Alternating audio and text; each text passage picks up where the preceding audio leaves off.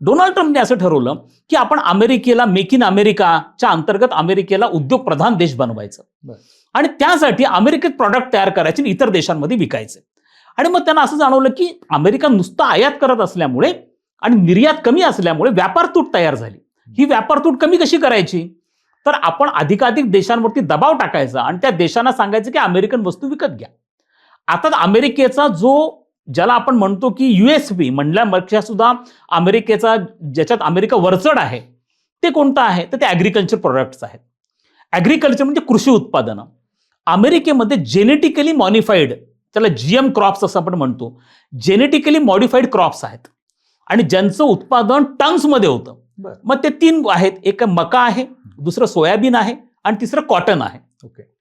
याचं उत्पन्न इतकं प्रचंड होतं की त्यांना तो मका, ते सोयाबीन आणि तो कॉटन अमेरिकेमध्ये जेनेटिकली मॉडिफाईड झालेला भारतात विकायचा आहे.